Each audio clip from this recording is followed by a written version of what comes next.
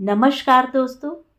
कहानियों की श्रृंखला में आज सुनेंगे मनोज मोक्षेंद्र जी की कहानी उफ, ऐसा तो नहीं होना था। मनोज मोक्षेंद्र जी समकालीन हिंदी साहित्य के लेखकों में एक विशिष्ट स्थान रखते हैं। वर्तमान में भारतीय संसद में उच्च अधिकारी के पद पर पदासीन होते हुए वे हिंदी साहित्य को अपने लेखन से समृद्ध कर रहे हैं। तो आइए सुनते हैं उनकी लिखी कहानी उफ, ऐसा तो नहीं होना था। पौ फटते ही आखिर यह क्या हो गया। किसी को कानो कान विश्वास नहीं हो रहा था कि राधु जैसा शरीफ आदमी इतना घिनौना कृत्य कर सकता है। जब वह पुलिस की जीप में हथकड़ियों वाले हाथ माथे पर टिकाए सिर झुकाए बैठा हुआ था तो उस समय भी कईयों को उस पर दया आ रही थी। लोग तो इस सच को स्वीकार करने को तैयार ही नहीं थे कि राधु अपनी सौतेली बेटी के साथ इतने समय से व्यभिचार में लिप्त रह सकता है और अपनी जान से प्यारी पत्नी की हत्या कर सकता है। पर लोगों को यकीन करना पड़ा क्योंकि इस सच का खुलासा खुद लावनी यानी उसकी सौतेली बेटी ने किया था, और वह भी सवेरे सवेरे।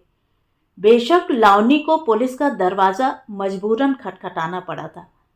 जब माँ ने ही उसके बाप को उसके साथ देख लिया तो उस समय उसे खुद से इतनी घृणा होने लगी कि वह बेतहाशा चीखने चिल्लाने लगी, कुछ इस तरह की जैसे उसके साथ पहली बार जोर जबरदस्ती किया जा रहा हो, बलात्कार किया जा रहा हो। तब माँ भी उसके साथ बदहवास सी चीखने लगी थी। ऐसे में राधु दोनों की चीख को घर में ही जब्त रखने के लिए पहले लपक कर उसकी माँ के मुंह को जोर से दबाया, फिर पर उफ, अफरा तफरी में माँ की गर्दन पर उसके दाएं हाथ की जकड़ इतनी सख्त थी कि उसकी गर्दन की रीढ़ टूट गई और उसके मुंह से खून भलभलाकर बहने लगा। कुछ क्षण तक वह वहीं दर्द से आंखें निकालकर कराहती रही और जमीन पर लुढ़क कर छटपटाती रही। थोड़ी देर बाद उसकी सारी जिस्मानी हरकत बंद हो गई। पहले तो लावनी अपनी चीख को होठों में भींचकर उसे चुपचाप देखती रही, लेकिन जब वह माँ के ठंडे पड़े शरीर को हिला हिलाकर होश में न ला सकी तो वह शलवार के जारबंद को पकड़कर और अपने अधनंगे शरीर की परवाह किए बिना चीखती हुई बाहर भागी। उसने पड़ोस में जो सबसे पहला दरवाजा खुला उसमें घुस गई और वहां लोगों को अपने सौतेले बाप की करतूतों को गला फाड़ फाड़ कर बता दिया। कोई 10 मिनट में इस दुर्घटना की चर्चा बच्चे बच्चे की जुबान पर थी। मोहल्ले में ऐसा कांड पहली बार हुआ था, और वह भी राधु के घर, जिसके बारे में लोग बाग बुरा ख्याल लाना तक पाप समझते थे। राधु, जिसके लिए हर मोहल्ले वाले के दिल में बाइज्जत जगह थी, वह आज इस कदर गिर सकता है। कम से कम 50-60 लोग राधु के घर के आसपास इकट्ठे हो गए। लोग बारी बारी से घर के अंदर जाकर कमला यानी लावनी की सगी माँ की लाश को देख आने के बाद बाहर मुंह हाथ बांधकर गुमसुम किम कर्तव्य विमूढ़ से खड़े हो जाते थे। राधु लाश के सामने बुत बना खड़ा था। लोगों को उससे संबंधित इतनी बातें याद आ रही थी कि वे उसे घर के भीतर से खींचकर बाहर लाकर उसे उसके किए की सजा देने की हिम्मत नहीं जुटा पा रहे थे। आखिर वे उसके साथ सख्ती से कैसे पेश आए। जब खान के घर में आग लगी थी तो आग के बवंडर के बीच से उसके दुधमुहे पोते को बचाने के लिए राधु जान पर खेल गया था। चौधरी चाचा की मौत पर उसके घर को गमी के माहौल से उबारने के लिए उसने तन मन धन से मदद की थी।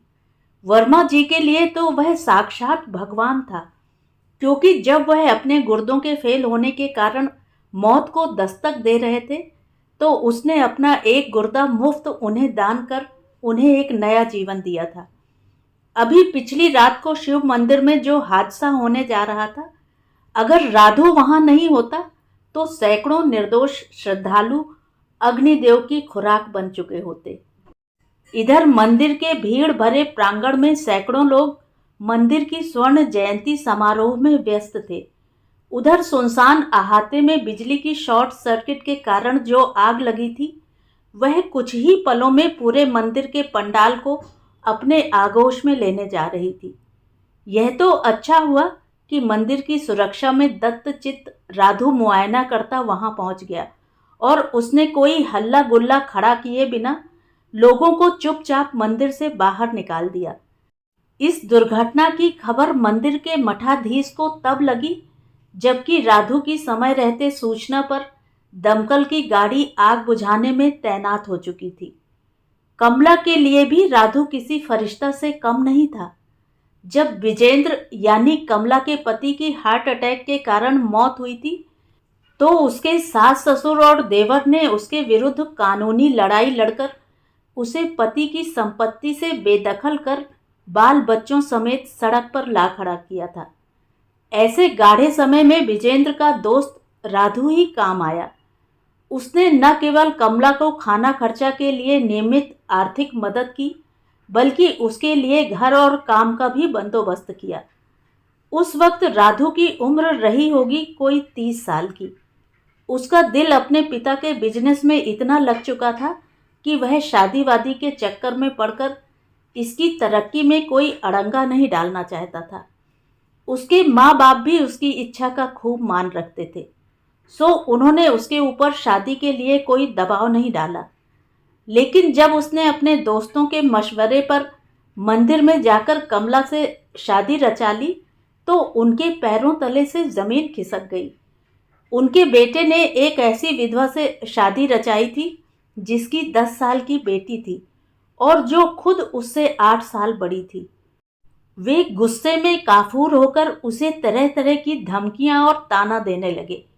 कमला को छोड़ने के लिए उस पर अनुचित दबाव डालने लगे।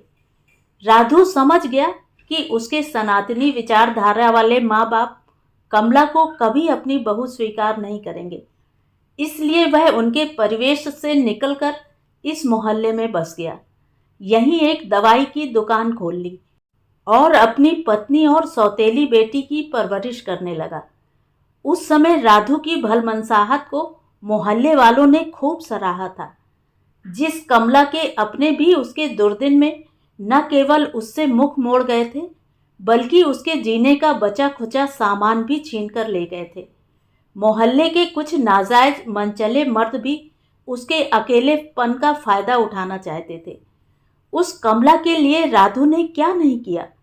सामाजिक संरक्षण व सम्मान दिया और उसे जीने का एक अच्छा बहाना भी दिया, वरना हालात से टूटी हुई कमला न जाने क्या कर गुजरती।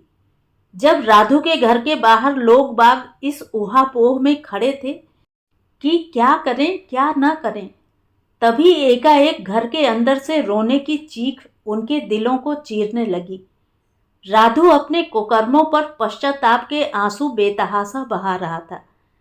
ऐसे में जो लोग राधु के जघन्य अपराधों की सजा देने का मन बना रहे थे, उनका भी दिल पिघलकर मोम हुआ जा रहा था। ज्यादातर यह सोच रहे थे कि हो न हो ज्यादा दोषी लावनी ही होगी और उसी ने उसे इस गर्त में ढकेला होगा। वह इस समय है भी खड़ी उफनती जवानी के पड़ाव पर। अलबत्ता उसकी उम्र और उसके सौतेले बाप की उम्र में कोई ज्यादा फर्क नहीं है, जबकि उसकी माँ उसके तथाकथित बाप से काफी बड़ी है। राधु लगातार विलाप करता जा रहा था। वह कमला की लाश के सिरहाने उकड़ू बैठकर उसके चेहरे को एकटक देखते हुए इस कदर रो रहा था कि उसे यह भी ध्यान नहीं था कि वह रोते हुए लाश के चेहरे पर ढेरों लार और आंसू टपकाए जा रहा है। उसकी इस हालत को देखकर लोगों के रोंगटे खड़े हो रहे थे। उनके पैरों के नीचे की जमीन कांपती सी लग रही थी। ऐसा लग रहा था कि जैसे सभी भोर में कोई दुःस्वप्न देख रहे हों। ऐसे ही हृदय विदारक माहौल में सभी का ध्यान अचानक भंग हुआ। पहले बाहर एक धड़धड़ाती जीप के रुकने की आवाज, फिर पुलिस के जूतों की खटखट। कोई 4 पुलिस वालों के साथ साथ लावनी भी आंगन में आई। अगर लावनी साथ में नहीं होती तो सभी हैरत में डूब जाते कि आखिर इस दुर्घटना के बारे में पुलिस को इत्तला किसने किया। पर यह लावनी थी जिसने सबसे पहले पूरे मोहल्ले में राधु के करतूतों का ढिंढोरा पीटा। फिर बाहर ही बाहर थाने निकल गई। पुलिस को देखते ही राधु के आंसू रुक गए और रोना बंद हो गया। तब जैसे ही लावनी ने उंगली से राधु की ओर इशारा किया, एक पुलिस वाले ने अपनी बेत उसकी पीठ पर घुमाई। उसका तो मुंह ही सूख गया। इसके पहले कि पुलिस वाला उसे जबरन घसीटकर जीप में बैठाता, वह खुद ही खड़ा होकर जीप की ओर बढ़ गया। एक दूसरे पुलिस वाले ने उसके हाथ में हथकड़ी डाल दी। शायद वह पुलिस इंस्पेक्टर था, जिसने जाते जाते 2 अन्य कांस्टेबलों को हिदायत दी, लाश को सील करके सदर अस्पताल पहुंचाओ। पोस्टमार्टम की रिपोर्ट हाथों हाथ लेकर तुरंत थाने पहुंचो। मैं अस्पताल के सुपरिटेंडेंट को अभी फ़ोन करने जा रहा हूँ। मामला बड़ा संगीन है, पहले बलात्कार फिर हत्या। लोग बाग सुबह की किरणों के फूटते ही अपने मोहल्ले में, और वह भी राधु के घर पर, ऐसी नाटकीय घटना को देखने को तैयार नहीं थे। कुछ पल के लिए इंस्पेक्टर ठहर गया। उसने लोगों से पूछा, इस वारदात के चश्मदीद गवाह कौन कौन है? पल भर की चुप्पी के बाद जब उसने यही सवाल दोबारा किया तो भीड़ के कोने से आवाज आई, साहब जी, उस वक्त इस लावनी के सिवा यहाँ कोई नहीं था। मोहल्ले वाले तो रजाइयों में दुबके हुए थे। तब इंस्पेक्टर ने लावनी की ओर घूर कर देखा। तू चल मेरे साथ थाने। जीप घर के साथ चली गई। उस दिन कोई 10 बजे तक राधु के घर को सील कर दिया गया। लावनी को फिर मोहल्ले में नहीं देखा गया। मोहल्ले वालों ने भी उसके बारे में कुछ जानने की कभी जरूरत नहीं की। राधु को क्या सजा दी गई, इस बात की भी किसी को जानकारी नहीं है। पर यह बताया जाता है कि राधु और लावनी को थाने तो ले जाया गया, लेकिन उन्हें बाहर आते नहीं देखा गया। शायद उन्हें थाने में ही खपा दिया गया। हाँ, मोहल्ले वाले कमला की अंत्येष्टि विधि विधान से करना चाहते थे। सो जब उनमें से कुछ उसकी लाश लेने सदर अस्पताल गए तो सुपरिटेंडेंट ने साफ इनकार कर दिया कि उस दिन किसी भी लाश को पोस्टमार्टम के लिए नहीं लाया गया। तो ये थी कहानी। कहानी आपको कैसी लगी कमेंट करके ज़रूर बताएं। और अगर मेरे द्वारा सुनाई हुई कहानियाँ आपको अच्छी लगती हैं और आप मेरे चैनल पर पहली बार आए हैं तो चैनल को सब्सक्राइब ज़रूर करें, लाइक करें और अपने दोस्तों और परिचितों में शेयर भी करें। बेल आइकन दबाना बिल्कुल भी ना भूलें। धन्यवाद।